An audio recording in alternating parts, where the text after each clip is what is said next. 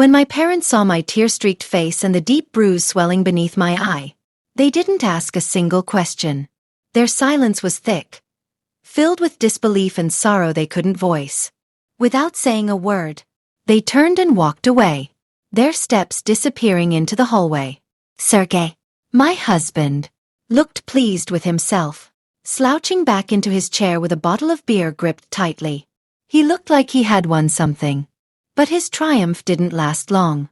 Less than 30 minutes later, the lock on the door clicked again. Hearing it made my name, Anna, echo faintly inside me, like something delicate and barely alive. I moved to the door like I was sleepwalking. The bruise had grown darker, turning a violent shade of red against my pale skin. The light in my eyes had faded completely. Where there was once life and hope, now only emptiness and terror remained. Part of me had wished they wouldn't notice the mark, but I knew that was a foolish hope.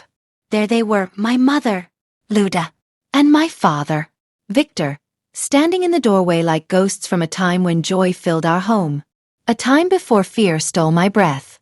My mother's mouth was a tight line, her lips trembling as if she was swallowing a scream. Her warm eyes were now filled with desperation, aching to shield me but unable to act. My father, once strong and steady, looked smaller somehow. His shoulders slouched, and his face bore lines that hadn't been there before. He tried not to look directly at the bruise, his eyes darting away as if touching the sight would burn him. They stepped inside cautiously, as though every step might set off a trap. The silence in the room grew louder with every footfall, pressing on us like heavy fog. Sergei lounged on the couch with the smugness of someone who believed he held total power. He tightened his grip around his beer and smirked at my parents like they were uninvited guests in a kingdom he ruled. Well, come in, honored guests, he sneered, his tone exaggerated and full of mockery. His eyes sparkled with something cold and vicious. To him, their presence only confirmed his dominance over me. It was proof, in his mind, that no one would stop him. A chill ran down my spine. I felt my stomach twist into painful knots. I wanted to disappear, to melt into the floor and escape both his cruelty and their helpless stares. I looked down, avoiding everyone's gaze, trying to hold back the tears that betrayed my pain and shame. My mother, gathering what little strength she had left, stepped slowly toward the kitchen. Her movements were careful, unsteady. Victor stood back, hesitating at the edge of the living room, afraid to cross a line that would make all of this heartbreak undeniable. I'll make some tea, my mother murmured, her voice barely more than a whisper. She placed the kettle on the stove, her hands shaking slightly. I caught the shimmer of tears as she wiped them from her face. Even that small motion was soaked in sorrow. The kitchen became a place where grief sat with us in silence. Only the quiet bubbling of the kettle and the ticking wall clock made any sound. Each tick seemed to stretch the moment into an endless ache. I sat at the table, my hands clenched in my lap, not daring to lift my eyes to meet theirs. Sergei stood near the doorway, watching all of us with a predator's amusement. He soaked in their pain and fed off their helplessness. Steam rose from the mismatched teacups my mother set down on the table. No one touched them. They sat there, untouched, like proof of how broken everything had become. A lump formed in my throat. I wanted to scream. I wanted to tell them everything. The fear, the bruises, the sleepless nights. But I couldn't. Fear still had its claws in me. I was terrified of what Sergei would do if I said too much. Terrified of what might happen next. My father finally broke the silence with a cough, his voice dry and awkward.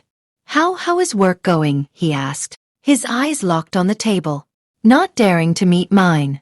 "Fine," I whispered, barely audible. "And Sergei, how's he?" Victor struggled to sound normal, to pretend like this was just an ordinary visit. "Everything's okay," I said, my eyes stinging. Sergei chuckled mockingly. "Never been better," he said, a smirk curling his lips, daring them to say otherwise. My mother's eyes flared with anger, but she stayed silent. She knew one wrong word could light the fuse on Sergei's temper. The minutes dragged by. No one said much. We were all trapped in our own minds, each of us sinking beneath the weight of things unsaid. I felt like a bird in a cage, wings clipped by fear and hopelessness. Seeing their pain made mine worse. But I also saw something in their silence, a fear not just for me, but of what confronting him might do to all of us. Victor finally stood, his movements slow and heavy. "We should be going," he said, glancing toward my mother. She nodded, the tension in her shoulders easing as if leaving would allow her to breathe again. They said goodbye softly, barely looking at me. My mother hugged me tight, her arms trembling. "Stay strong, sweetheart," she whispered, voice breaking. Victor gave a stiff nod before turning away. I watched them go, a pit forming in my stomach. Their visit changed nothing. I was still here, still alone, still drowning in fear inside this cold apartment. As the door shut behind them, Sergei turned toward me, his sneer deeper than before. "Well, that's that," he said, his voice laced with venom. "Even your precious parents didn't say a thing. Didn't I tell you? Just keep enduring it. Nobody really cares about you." His words cut through me like shards of broken glass. I stood frozen, staring into the space they had just left. But something inside me cracked. Something old. Something that had been bound tight by fear and submission. It snapped. And in its place, a new feeling began to burn. Not fear. Not guilt. But fury. I was angry at him. Angry at myself. Angry at every moment I had swallowed my voice just to survive. My hands trembled as I reached behind me and locked the door. I leaned my back against the wood, breathing heavily. Tears slipped down my face again. But they were not the tears I used to cry. They were not soaked in fear or shame. These were the tears of resistance, of something awakening inside me that had long been asleep. I was finished keeping quiet. Finished pretending this was okay. I would find a way out, no matter how long it took. Sergei, unaware of the storm rising inside me, grabbed the TV remote and turned the volume up. The sound of news anchors barking headlines filled the air. He settled deeper into the couch, sipping his beer with the arrogance of a man who thought he had won. "You see," he muttered smugly, "even your family won't do a thing. So sit down. Stop making noise." I didn't respond. Instead, I turned to the window. Raindrops slid down the glass like slow-moving tears. The gray skies outside mirrored the fog in my chest. Normally, I would feel paralyzed in moments like this, completely stripped of willpower. But something had changed. It wasn't a burst of bravery, but a quiet, deep exhaustion. I was tired. Tired of swallowing pain, of covering bruises, of waking up to a life that never felt safe. Something fragile inside me had snapped. And strangely, I felt free. Like a heavy lock had rusted open at last. Meanwhile, my parents were driving through the wet streets toward my brother Kostya's home. The car was heavy with silence, broken only by my mother's muffled sobs. My father gripped the steering wheel tightly, his knuckles pale from the force. His face looked worn with guilt. Years of pretending this wasn't happening, of hoping things would somehow fix themselves, now stared him down. My mother fumbled in her purse and pulled out her phone. With trembling hands, she opened her photo gallery. She had taken secret pictures inside the apartment. Photos of my bruised face, the scrapes on my arms. Each image screamed a truth they could no longer ignore. She turned the phone toward Victor. "Look, Vita. Look what he's done to her." And we just walked away. Her voice cracked under the weight of regret. Victor looked at the photos, then turned his face away. His jaw clenched. The sight was too much to bear. He had always thought of himself as someone who protected his family. Now, he saw what his silence had allowed. "We should have acted a long time ago," he said, voice heavy with grief. They pulled up to Kostya's apartment and rushed up the steps to the third floor. When he opened the door and saw their tear-streaked faces, he knew something was terribly wrong. "What happened? Is Anna okay?" he asked, his voice sharp and alarmed. Without a word, my mother handed him the phone. The images glared back from the screen under the dull hallway light. Kostya's expression hardened as he scrolled. He had seen awful things in courtrooms before. But seeing his own sister's pain, captured in bruises and silence, ignited something primal in him. "This stops now," he said through gritted teeth. He picked up the phone and dialed 112. His voice was calm and exact as he reported the abuse, listing my name and address with legal precision. Then, without pause, he began gathering his coat and keys. "I'm going to her," he told them. "I won't let this go on another second." He knew the loopholes. He knew how easily abusers could slip through the cracks. He wasn't going to let that happen.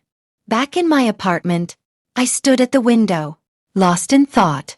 The phone rang in my hand, vibrating with a number I didn't recognize.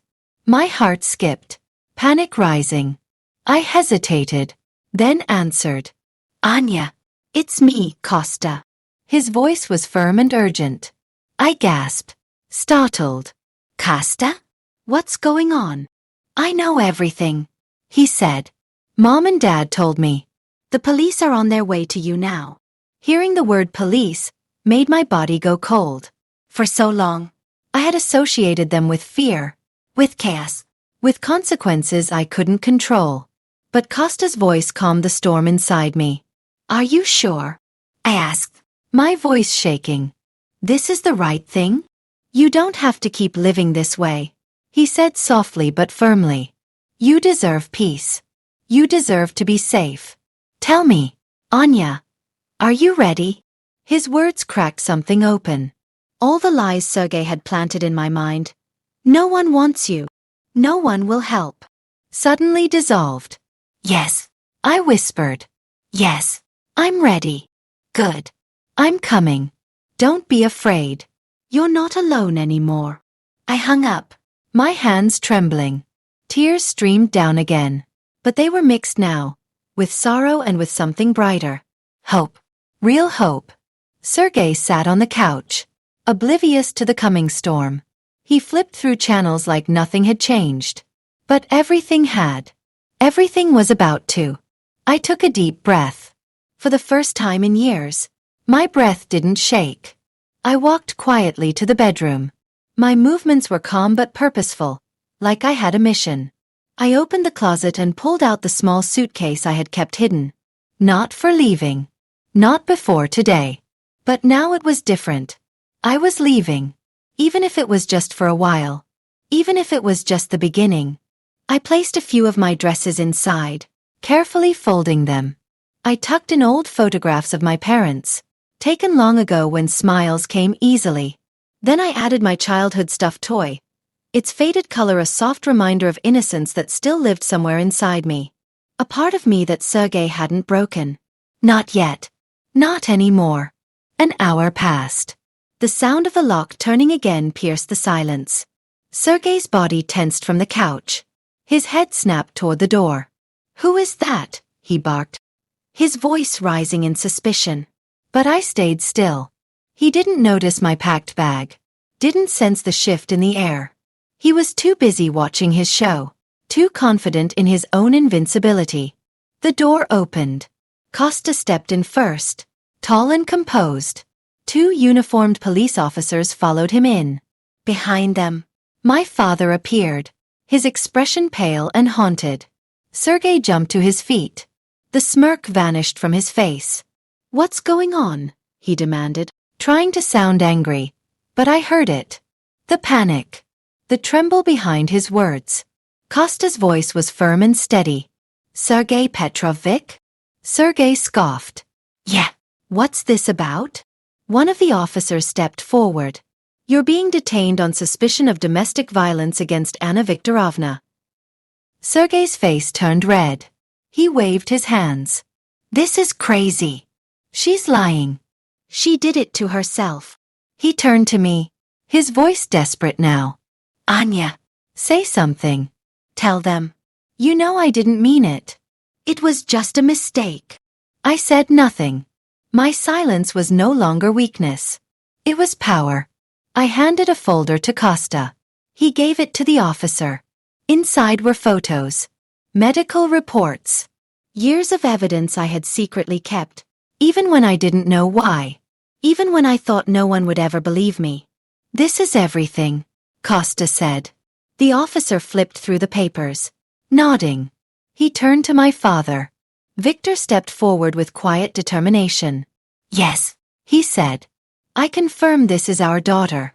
And we want her safe." Sergei's eyes went wild. He took a step toward me, but Costa stepped in between. His voice was low, sharp. "Don't come near her."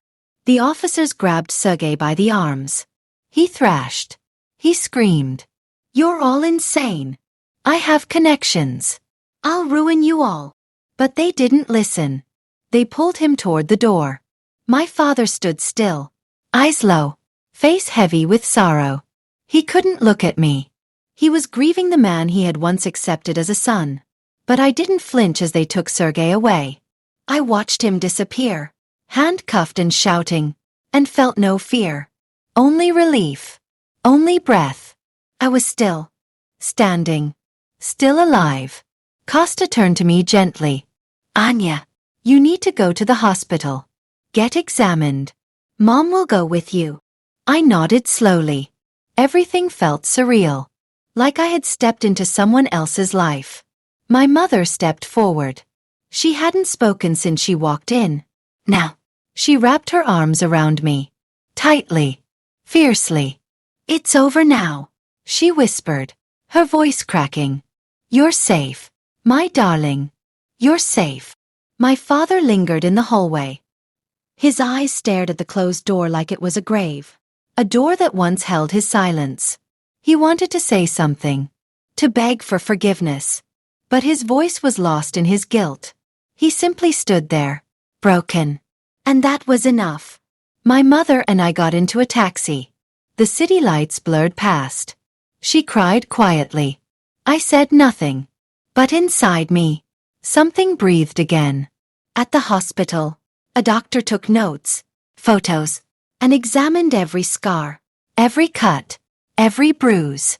Each one told a story I never wanted to speak out loud. But today, I didn't need to speak. The truth was finally seen. My mother held my hand. Her grip was soft, but constant.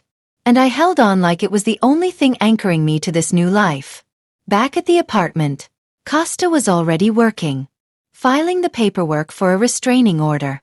Making sure Sergei would never come near me again. My father sat in the kitchen, holding a mug of tea. His hands were shaking. My mother returned and began setting out cups again.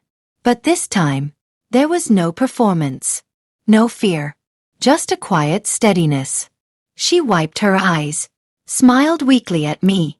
"Sweetheart, I'm so thankful you're out." I should have said something sooner. But I was scared. I didn't want to make it worse. I nodded gently. "I understand, Mom. But it's done now. We're going to be okay. All of us." Victor, my father, was packing Sergei's things in black trash bags. One trip after another. Wordless. But every trip to the door was an apology. A way of saying, "I failed you." I went to my room, sat on my bed. I was surrounded by something I hadn't felt in years. Safety. Costa explained what would happen next. The hearings. The protections. My mother stroked my hair gently, humming something old and soft. Victor stayed in the kitchen, not saying much. But his presence, his remorse, spoke volumes. Looking around at the faces of my family, I finally saw love again.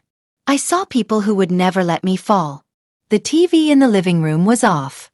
There was no loud news. No laughter from sitcoms Sergei loved. Only silence. Peaceful, beautiful silence. And in that quiet, I felt the first threads of freedom begin to stitch something new in my soul. Something delicate, but strong. Luda moved into the kitchen again. But this time, she wasn't shaking. Her hands didn't fumble with the kettle. She moved like someone who had reclaimed a piece of herself. Someone who no longer walked on eggshells. She filled the pot with water and lit the stove. Her posture straight. Her breath even. The fear that had haunted her was lifting. Little by little. It showed in the way she set the cups down. No longer hesitant. No longer afraid they might shatter. Costa was seated at the table, surrounded by documents. He glanced up when I entered the room. And when our eyes met, he smiled. That same warm smile I hadn't seen in years. The one that reminded me I had someone in my corner all along. I quickly looked away, not wanting him to see the tears rising again. "How are you holding up?" he asked softly, pushing the papers aside. I lowered myself into the chair across from him. I don't know. It feels like I'm watching it all happen from far away. Like it's not real. Costa leaned forward, resting his arms on the table. But it is real. And you made it happen. You chose yourself. That's everything. Anya. I said nothing. Because what could I say? Everything felt new. Strange. And terrifying in a different way. Not the fear of being hit. Not the fear of words thrown like knives. But the fear of beginning again. Of breathing in a world where I didn't have to flinch. The hours passed quietly. My mother sat beside me, knitting with trembling fingers. My father had stopped moving. He was now still, seated at the kitchen table, staring into a cup that had gone cold. But he was there, present. And that meant something. Later, the officers returned with updates. Sergei had been booked. Formal charges were filed. And with Costa's legal help, a restraining order would be in place by morning. The police officer, a woman with kind eyes, sat across from me and gently walked me through the process of safety, of healing, of the next steps. It was overwhelming.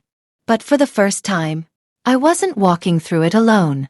After they left, I sat in silence, my fingers tracing the rim of the teacup in front of me. "I don't know who I am without him," I whispered. The words slipped out without meaning to. But they were honest. Costa looked at me, his voice gentle. "You're Anna. You've always been Anna. And she is stronger than she knows." My mother put her knitting down and reached for my hand. "You are not who he made you feel like. You're who you've always been, our daughter. Brave, bright, beautiful, and free." I broke down again then. But this time, I wasn't crying from fear. I was crying because something inside me had been touched, seen, accepted, healed. And those tears fell like cleansing rain. They washed away years of silence, of pretending, of hiding. That night, I slept in my childhood bed, wrapped in blankets that smelled like memories, surrounded by walls that once held laughter and dreams. I curled up on the mattress, my suitcase beside me on the floor. My mother kissed my forehead like she used to. My father stood at the door. He didn't say anything. But before leaving, he whispered, "I'm sorry." I nodded. That was enough. For now. The morning light felt different the next day. Softer. Gentler. The kind of light that slips through closed curtains and touches you like a promise. I got up and went to the mirror. My eye was still swollen. My lips still split. But something behind my reflection had changed. I looked into my own eyes and didn't see a victim. I saw a survivor.